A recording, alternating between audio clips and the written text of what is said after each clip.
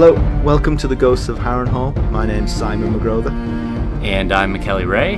We'll be your guides on a journey as we venture through, chapter by chapter, the books of The Song of Ice and Fire by George R.R. Martin.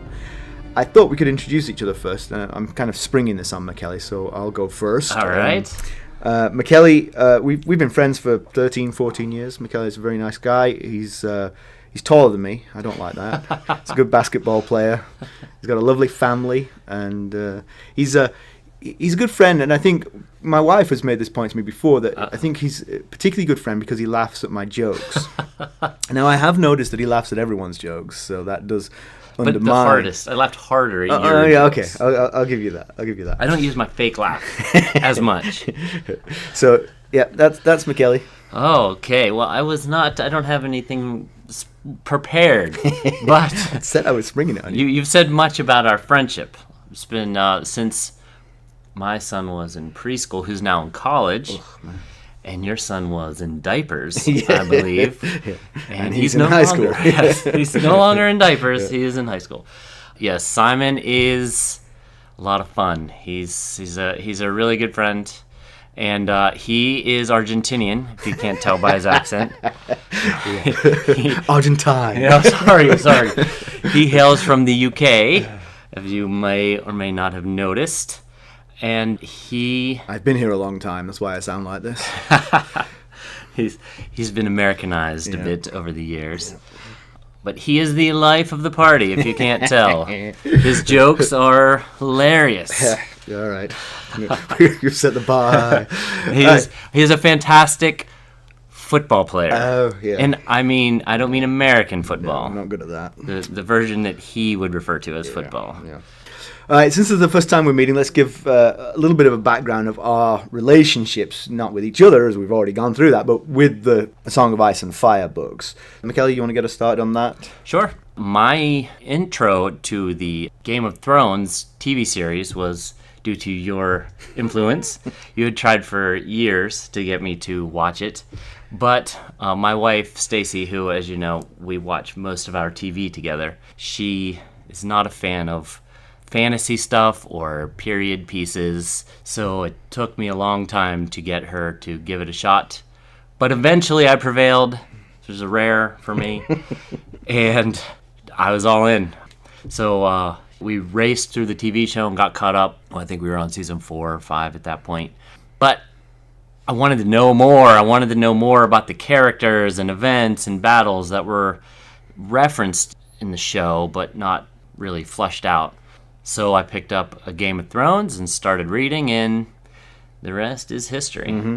So for me, I saw the first episode probably on like an HBO free weekend or something like that, and I wasn't entirely convinced, but I'm a big fan of Lena Headey and Mark Addy and Sean Bean, so their presence in it sort of got me interested. But then it was just a free weekend, so I didn't have access to the rest of the show, and so I did what people of my generation will do, and I picked up the books and read them. And then the next one and the next one, and I just loved them all. I couldn't understand how I'd missed them the first time around. I put that down to being English and having a blind spot for things coming out of America. So why don't you start by telling our guests what they can expect from this podcast? So the plan is to walk through the books one chapter at a time. Today we'll be discussing the prologue. We'll discuss what's in there, point out things that we've found interesting, maybe hit on some things that you'll have missed during your reading. We'll expand on a few things, and we'll offer some insights whenever we can. This is an important detail. Our plan is to not provide any spoilers as best we can. So if this is your first exposure to the epic story that is A Song of Ice and Fire, you can listen to this podcast immediately after reading a chapter without fearing that you're going to have spoilers or have things ruined for you that are to come. Yeah, we'll definitely stick to that. We may, low-level spoilers about, what a certain thing means that we know from having read the rest of the book, but certainly no plot points. Right, plot points, yes. We'll assume that most of you have watched the show, and one of the things we'll discuss each week is deviations between the show and the books. So if you are reading the books without having watched the show, we will potentially spoil the show for you. So True, just be clear about that. If your intention is to watch the show and you don't want that spoiled for you, then come back to us once you finish the books and read and watch the show. If you've watched the show but have not read the books, don't think that you know everything that's coming in the books. Oh, yeah. Because especially as the books go further and further, sometimes it feels like two different stories. Yeah. I mean, it was a mammoth show, but the books are colossal, and so much had to be cut by the wayside. So, let's get started. Today we're discussing the prologue to Game of Thrones. Mackelly, why don't you give us a recap, if you would? Certainly will. Okay, so we open with Garrett, Sir Waymar Royce, and Will. They're debating whether they should continue to look for the wildling clan that they've been tracking for the past 8 or 9 days. It seems that Will has already told them that he found the wildlings dead in their camp, just lifeless bodies, no signs of struggle. This is good enough for Garrett. He assumes that they froze to death, and he's ready to return to Castle Black. Sir Waymar is not convinced. At Royce's command, Will leads them to the wildling camp.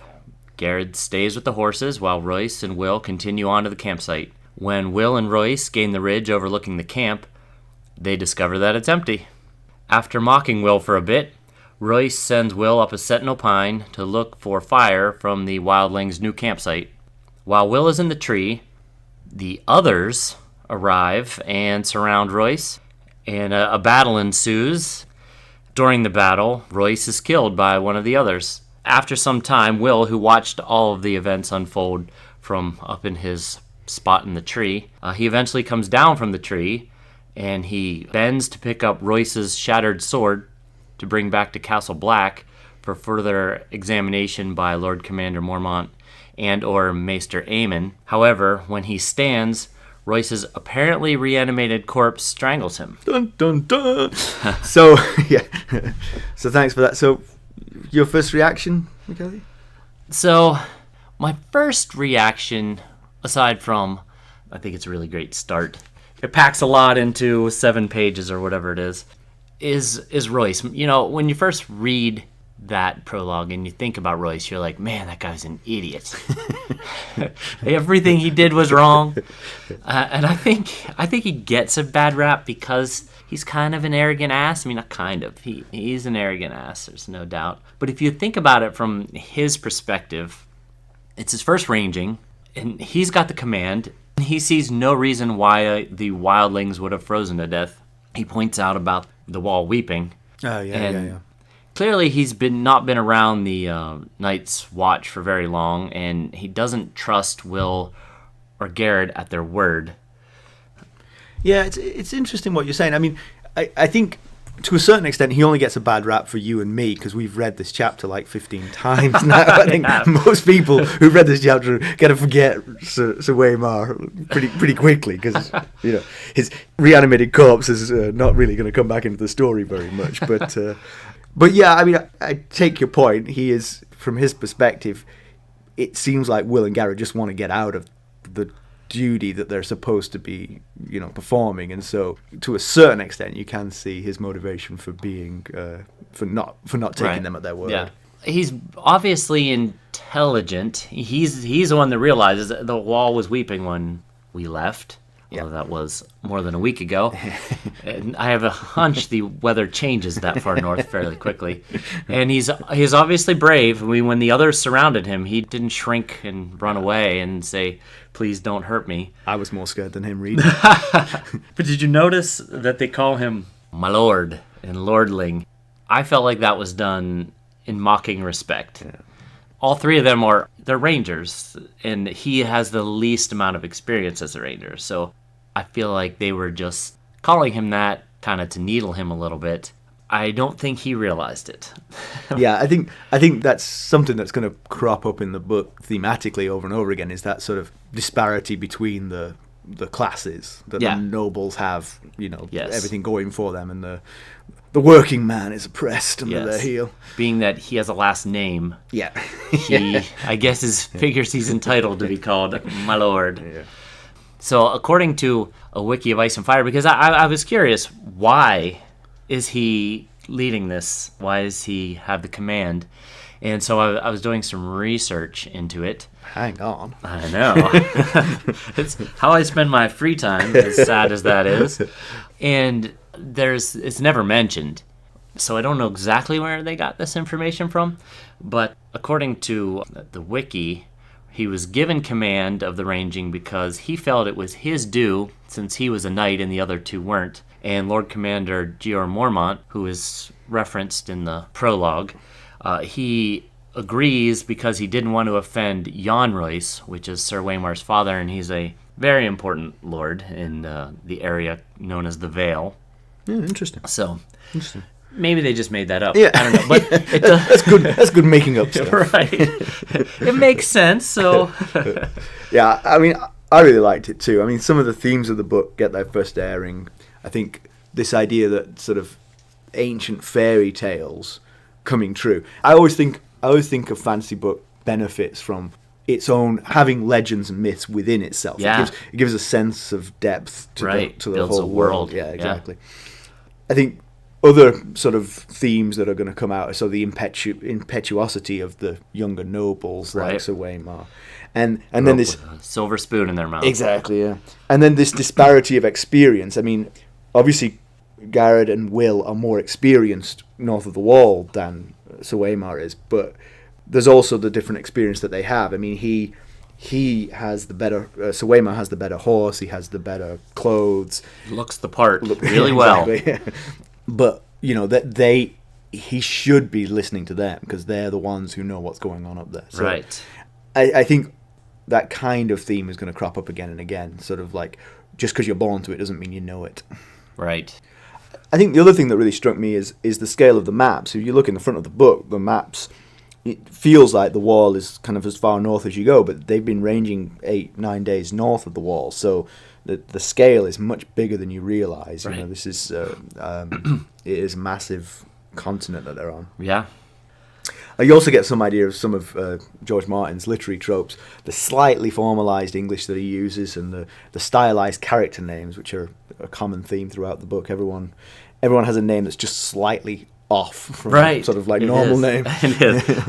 I appreciate that because they're usually easy to pronounce for the Yes, most that's part. true, yeah. They're not like entirely fictionalized names, but they do have a Westerosi twist, usually in the spelling. Yeah.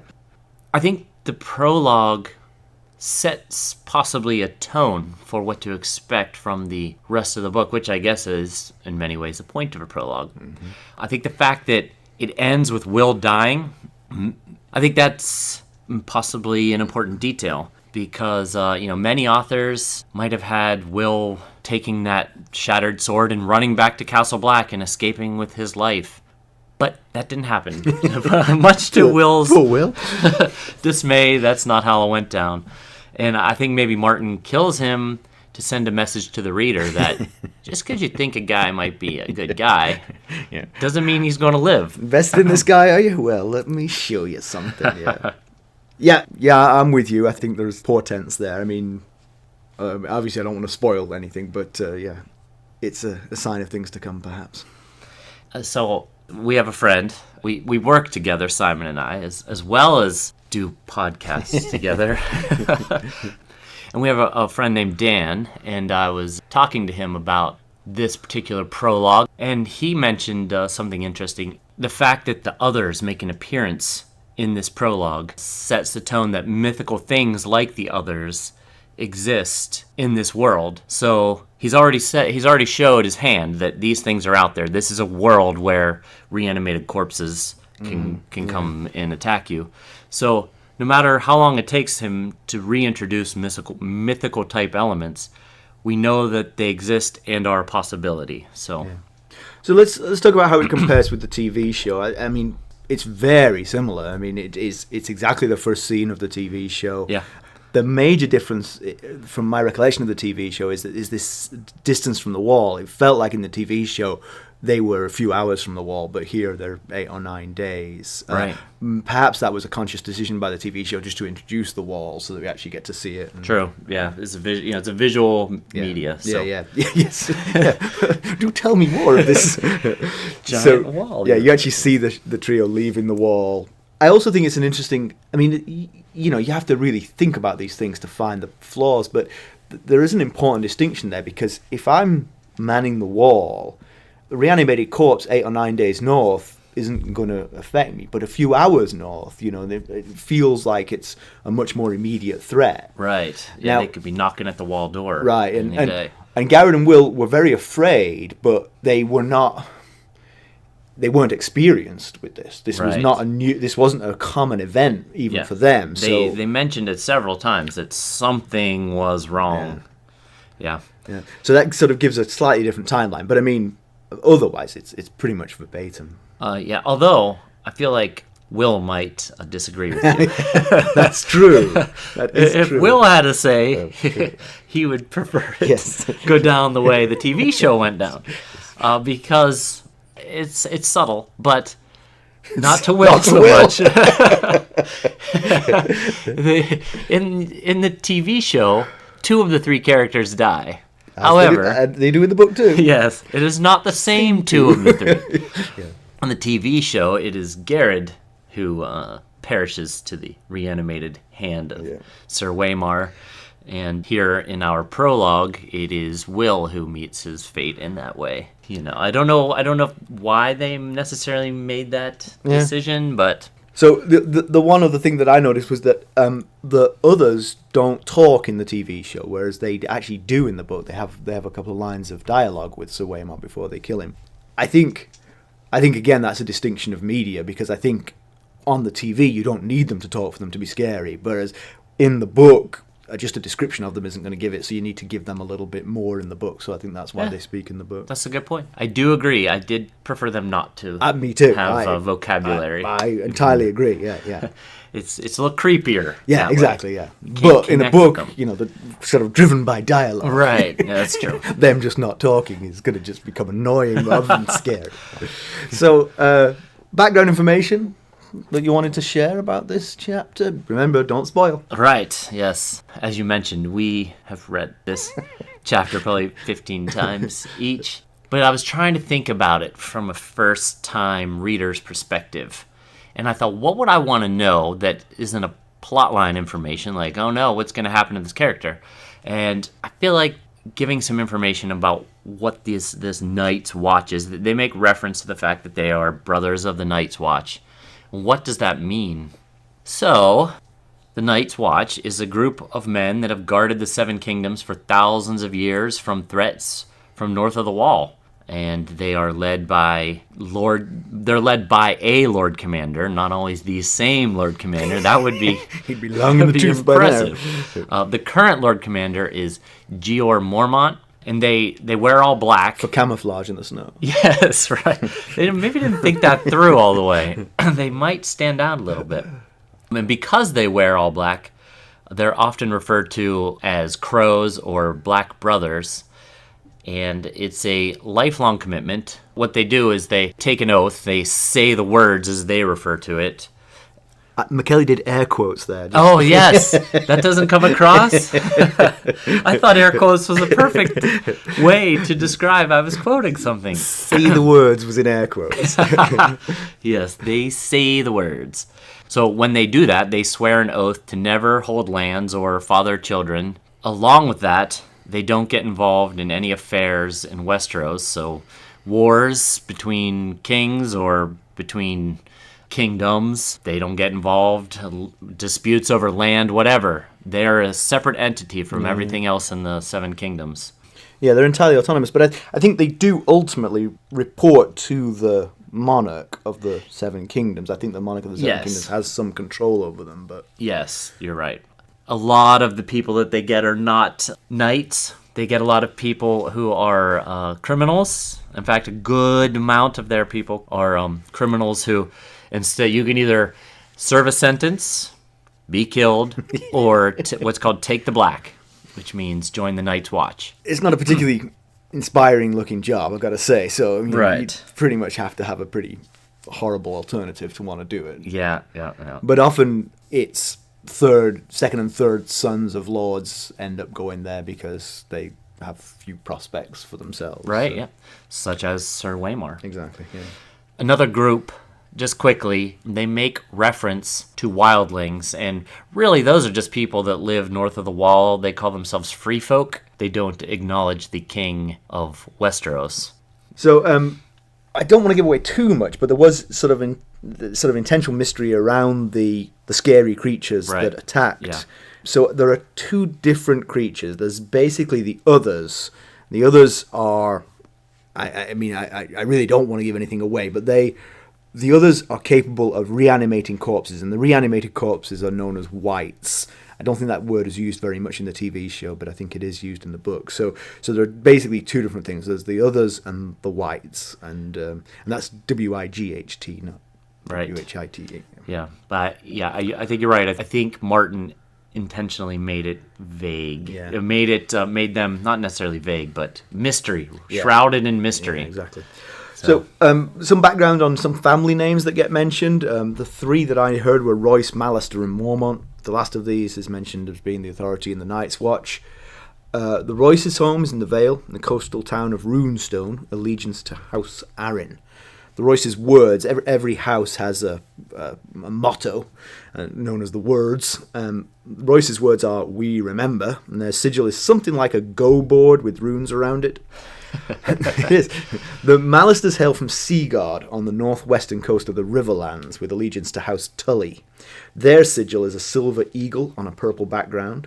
Their words are "above the rest," which probably annoys some of their neighbours. Yeah. It's a little elitist. But... The Mormonts are from Bear Island, which is off the west coast of the very far north, barely south of the Wall. As part of the North, they owe their fealty to House Stark. Their sigil is a rampant bear over a green background of trees. Their words are, "Here we stand." So we're going to talk about pedantry corner. This is a bit that I wanted this bit because I like to be pedantic. And so the one, Mackelly actually alluded to this a little bit. Royce asked Will if he'd had any shifts on the wall in the past week. But if they're 8 days ride north of the Wall, then he couldn't possibly have had. That's bad editing right there. Unless he's got a really fast horse. Exactly. Yeah. I'll be back. You guys go on without me. I'll catch up. That is. The math does not. No, it definitely does not. And there's another place where the math doesn't necessarily add up. This one is debatable. Right. I don't think this one is actually wrong. I think that previous one is wrong, and the editor should have picked it up. This one is a matter of opinion. So they mentioned that Will has ranged north of the Wall 100 times, and he's been in the Night's Watch for 4 years. Very round number. I hope he had a good send-off for his centennial. Perhaps he makes a mark on the wall as he leaves. So if every ranging, so this ranging that they're on now is going to be at least 16 days, because they're 8 days north of the Wall, so it's 8 days back again. Right. So let's say typical ranging is a week. Yep. Just throw that number out. That means he spent 2 of his 4 years north of the Wall. Now, this brings up the point, what are they doing? When they're not north of the Wall? Well, what are they doing when they are north of the Wall?